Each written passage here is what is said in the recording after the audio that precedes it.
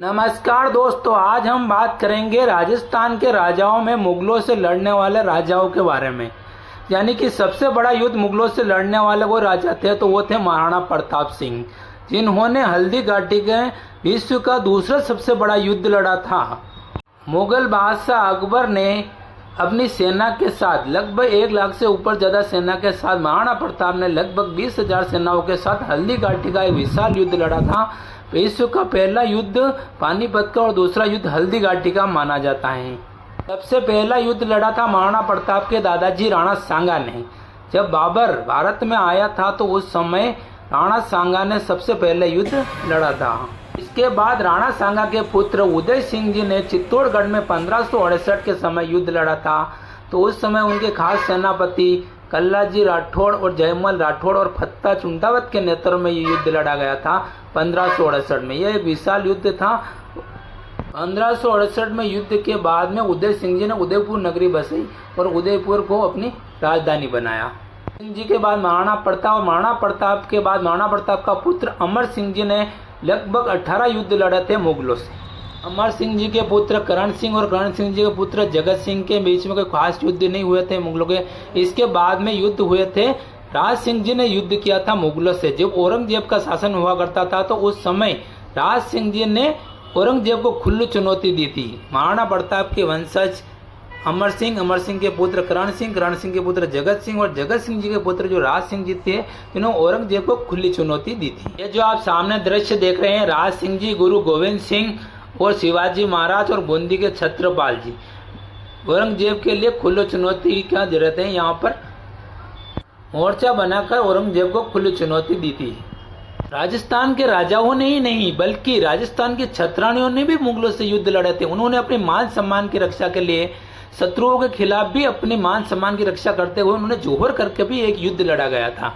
जोहर करना, किसी भी दुश्मन का हाथ अपने शरीर को स्पर्श नहीं करे, इसके लिए छत्राणियों ने भी अपनी मान सम्मान की रक्षा के लिए एक युद्ध लड़ा था जिसको जोहर कहलाता है। यह जोहर किया था यानी कि जलती हुई अग्नि के अंदर अपने शरीर को त्याग देना जोहर कहलाता है। अलाउद्दीन खिलजी ने जब 1303 में चित्तौड़गढ़ पर आक्रमण किया था तो उस समय पर यहाँ पर शासन हो करता था रावल रतन सिंह जी का। उनकी रानी थी रानी पद्मावती। उन्होंने रानी पद्मावती को हासिल करने के लिए उन्होंने चित्तौड़ पर आक्रमण कर दिया, लेकिन रानी पद्मावती ने चतुर और साहसी थी और निडर थी तो पद्मावती ने अपने मान सम्मान के लिए युद्ध लड़ा था।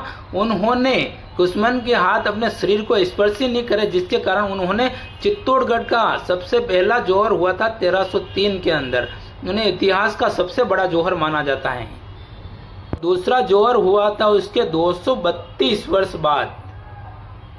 राणा सांगा की मृत्यु के बाद यहाँ पर युद्ध रानी कर्णावती के नेतृत्व के अंदर युद्ध लड़ा गया था। तो उस समय इनके पास सेना कम होने के कारण बहादुर शाह ने अपनी पुरानी हार का बदला लेने के लिए चित्तौड़ पर आक्रमण कर दिया, जिसके कारण रानी कर्णावती ने दूसरा जोहर सजाया था। इसके बाद अकबर ने आक्रमण किया था 1568 के समय चित्तौड़गढ़ पे।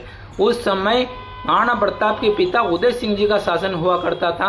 तो उदय सिंह जी को वहां पर यहाँ के सेनापति ने उनको सुरक्षित निकाल दिया था और जयमल और पत्ता के नेतृत्व में यह युद्ध लड़ा गया था।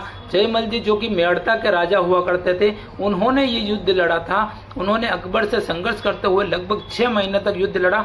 इसके बाद खाने की सामग्री और युद्ध सामग्री कम हो जाने के कारण उन्होंने केसरिया बाना पहर कर ऐसा युद्ध लड़ा कि उन्होंने वहीं पे लड़ते हुए वीर गति को प्राप्त हो गए। और इस पर इतिहास का तीसरा सबसे बड़ा जोहर हुआ था चित्तौड़गढ़ किले के अंदर।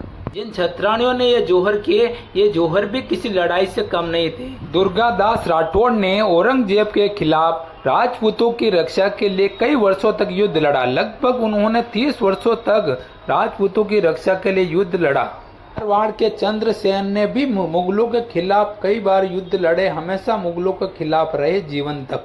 कई सामंत राजाओं ने भी मुगलों से लोहा लिया, जैसे सलूम्बर के रावत रतन सिंह हाडी रानी के समय।